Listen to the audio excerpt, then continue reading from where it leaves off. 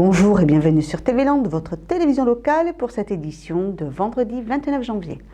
Un exercice de sécurité civile et les fêtes de la Saint-Vincent à Tarnos en guise d'entrée. Un spectacle atypique et intriguant à l'Atrium de Dax et une rencontre de football pour plat principal et un nouvel épisode de notre série Beau travail pour dessert. Voilà le menu concocté pour vous par notre rédaction. À l'instar de l'exercice de sécurité civile effectué sur le site de l'ELAC de Dax que nous vous avions déjà relaté, les préfectures des Landes et des Pyrénées-Atlantiques et les secouristes ainsi que les forces de l'ordre s'étaient cette fois donné rendez-vous pour simuler un accident industriel. Cellules de crise, victimes et déminage, bienvenue au plus près de la catastrophe.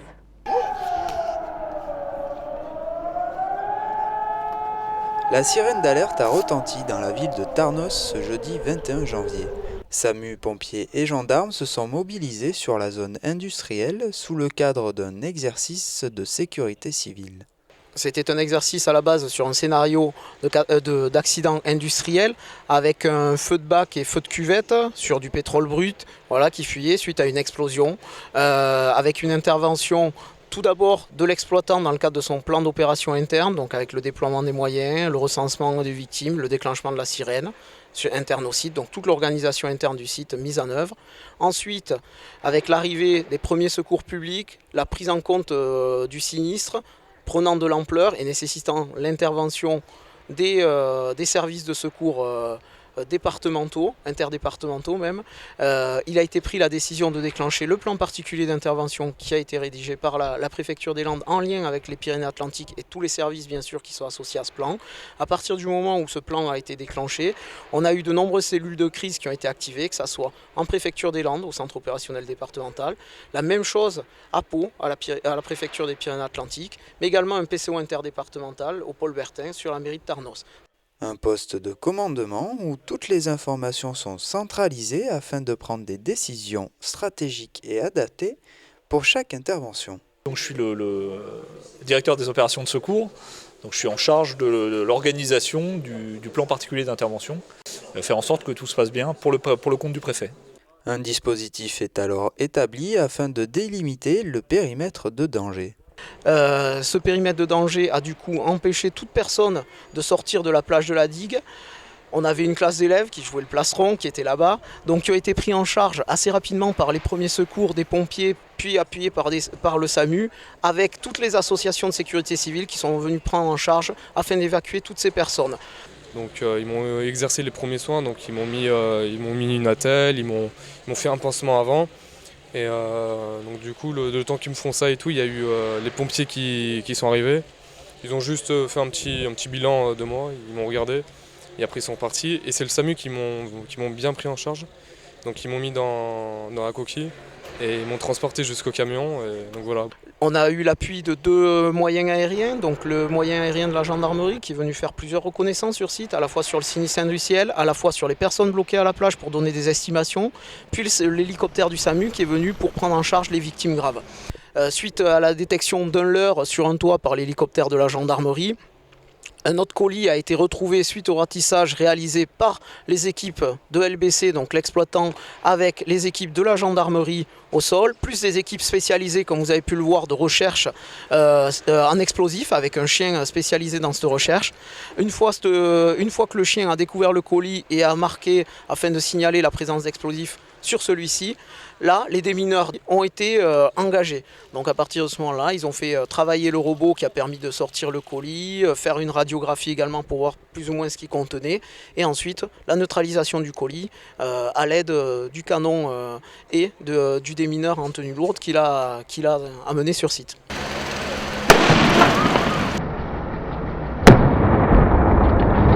Alors l'objectif général de l'exercice, c'est de travailler la coordination entre différents services, et là interdépartementaux qui n'ont pas forcément l'habitude de travailler naturellement ensemble, avec des métiers très différents.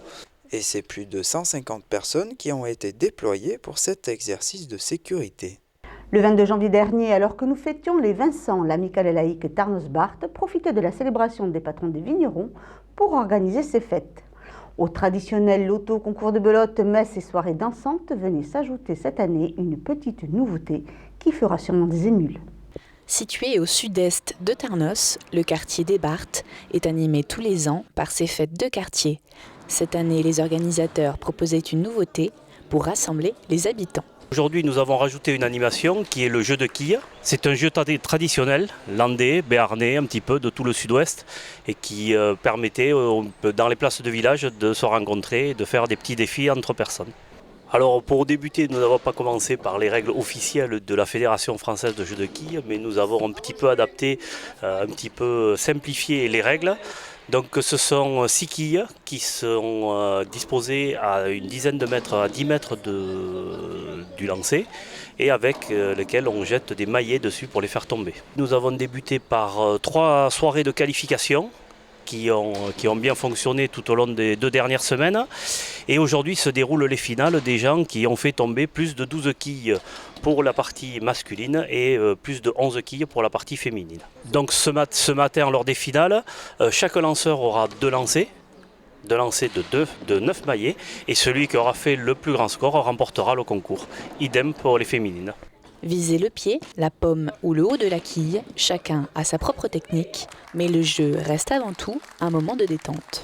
J'ai trouvé le principe très sympa et voilà, pour participer seulement. Et la bonne ambiance et voilà, tout simplement.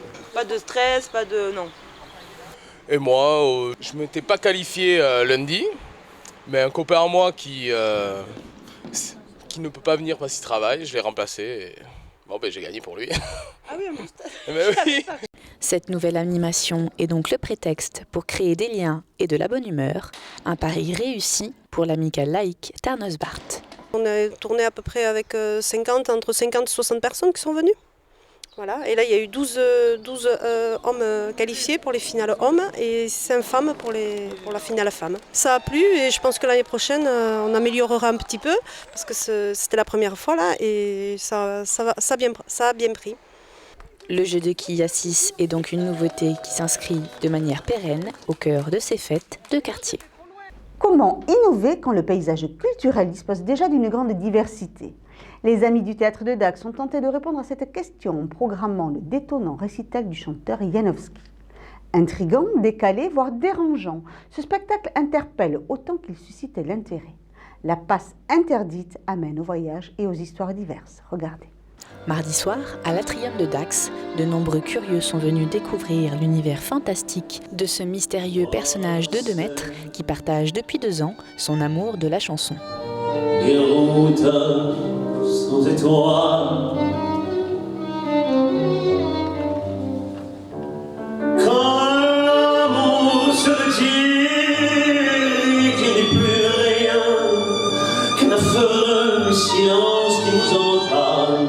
Alors ce soir je viens présenter La Passe Interdite, qui est un tour de chant, un véritable tour de chant, un récital, accompagné de Samuel Parent au piano et de Hugues Borsarel au violon. Et La Passe Interdite, en fait, c'est une succession de chansons qui nous font plonger dans un univers qui est beaucoup plus proche de la littérature fantastique que de la chanson réaliste. C'est vrai qu'on est habitué dans la tradition de la chanson à la chanson naturaliste. On peut penser à Brel, à Ferré, à Reggiani.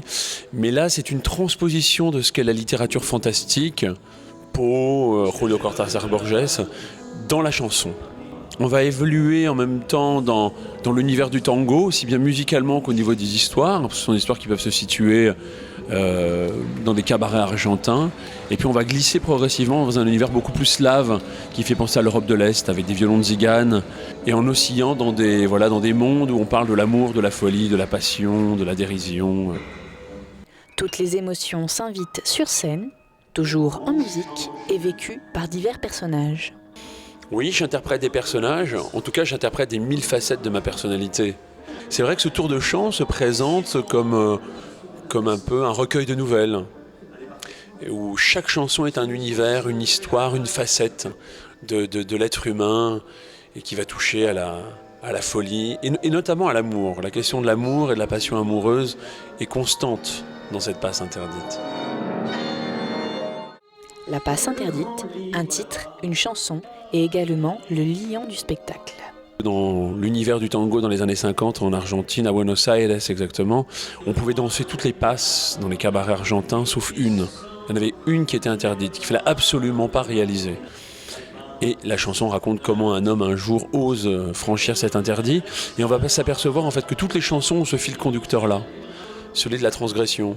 J'aime les voyages qui nous font aller dans les profondeurs et la vasteté de notre psychisme.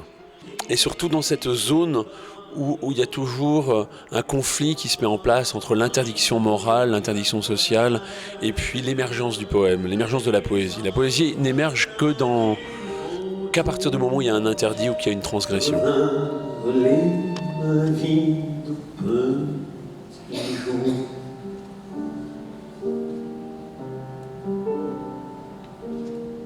Magnifique, magnifique au niveau de la voix, de la gestuelle, c'était vraiment énorme, c'était vraiment très très bien. Moi j'ai trouvé très particulier, mais j'ai bien aimé. C'est très riche, c'est très intéressant, c'est passionnant. Le pianiste est merveilleux et le violoniste est excellent aussi. Voilà. Il nous a bien tenu en haleine pendant tout le temps du spectacle. On était à chaque fois étonnés par ces histoires et à savoir comment ça allait terminer, la chute. Donc très intéressant et je recommande. Un voyage musical et intérieur qui sera mis sur support CD mi-février, de quoi prolonger ce moment de poésie.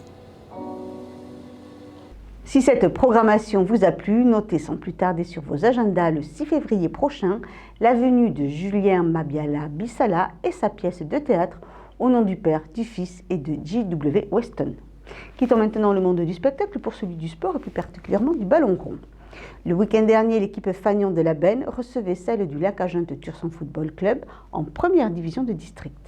Dans un duel de première partie de tableau où les locaux avaient à cœur de prendre leur revanche après leur déconvenue du match aller, les Labennais avaient l'occasion de revenir sur les talons de leurs visiteurs du soir au classement. Était-ce la bonne réponse en images? Après une défaite de 4-0, le club de Labenne recevait l'équipe Lac-Agen de Tursan. Malgré quelques absents dans l'effectif, les seniors labennais se sont tout de même préparés à ce match retour. On a quelques joueurs qui sont blessés, on a 3 suspendus, donc évidemment qu'il y a des manquants ce soir qui vont faire défaut, c'est certain. Maintenant, il est vrai aussi qu'on n'a pas joué encore cette année, donc on va manquer de rythme, c'est évident, donc il va falloir être attentiste et puis être prudent au départ pour essayer derrière de contrer. La motivation y est, je l'ai ressenti dans le vestiaire avant le match et juste là, à l'instant, quand je viens de les quitter. Je pense que l'envie et la motivation remplacera les absences ce soir. Pendant 90 minutes, les deux équipes ont fait preuve de ténacité, créant ainsi un duel de qualité.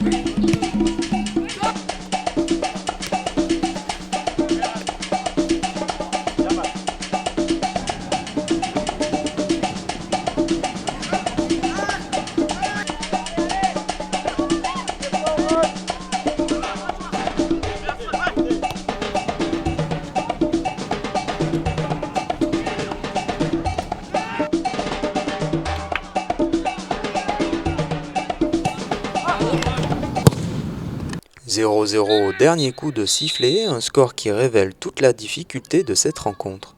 Ça a été un match un peu âpre, un peu difficile, avec deux équipes qui ont l'ambition de jouer le haut de tableau, donc forcément de ne pas perdre de points. Ça a été quelque peu fermé, un 0-0 plutôt logique, avec peu d'occasions et quelques-unes assez franches. On a eu un petit peu de précipitation, avec sans doute un manque de lucidité et de fatigue accumulé pour les joueurs. Je le redis, on a manqué de rythme depuis quelques saisons, depuis quelques semaines. Donc forcément, peut-être dans ce dernier geste, dans ce coup de rein, cette tonicité qu'il nous faudrait pour pouvoir aller au but et au bout, on manquait aujourd'hui. Je crois que peut-être même pour les deux équipes, un peu moins pour la Lac-Agen, ça fait 2 matchs qu'ils enchaînent et ils ont fait une bonne reprise. Les Verts ne relâcheront pas et souhaitent maintenir leur 3e place lors des prochains matchs. On se battra jusqu'au bout, on vient de monter cette saison, on ne prétend pas pouvoir enchaîner avec une autre montée, mais au moins se maintenir dans cette division et pour ça il faut qu'on donne le maximum à chaque match. Il faut qu'on se renforce un peu et qu'on s'étoffe surtout. Mais l'objectif n'est pas de monter, l'objectif est de se maintenir en haut du tableau si possible, et d'ici 1 an ou 2 ans, viser la montée en Ligue. Nous serions tentés de dire qu'un journal de TV Land sans un nouveau numéro de Beau Travail, c'est comme un repas sans fromage. Alors découvrons aujourd'hui et sans plus tarder Florian, commercial en environnement pharmaceutique de son état. Florian a 25 ans, il aime faire la fête, le sport et son métier. Florian est commercial en environnement pharmaceutique. Je propose aux pharmaciens des pansements, des protections et des produits orthopédiques. J'ai un fichier client que je dois développer et fidéliser en apportant toujours des conseils et des nouveautés afin de mettre en valeur mes produits. Florian doit donc savoir écouter, conseiller, convaincre et être organisé. Allô, madame Tatouin? Oui, c'est monsieur Hervé. Dites-moi, on a toujours rendez-vous à 15h15, hein? Je passe beaucoup de temps en voiture, mais c'est le côté itinérant que je cherchais. Je m'organise comme je le souhaite et en fonction de mes objectifs. J'aime beaucoup mon métier. Chaque journée est différente, chaque client est un nouveau challenge et j'adore ça. Après son BTS en alternance, Florian a tout de suite travaillé. On recherche plus de 100 000 commerciaux par an, tous secteurs confondus, pour un salaire de 1 800 € par mois sans les primes, et des offres sont disponibles sur beautravail.org.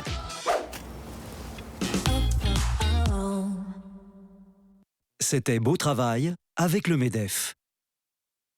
Voilà, cette édition est maintenant terminée. Je vous remercie de nous avoir suivis. Je vous donne rendez-vous lundi 1er février pour un nouveau journal de TV Land, votre télévision locale.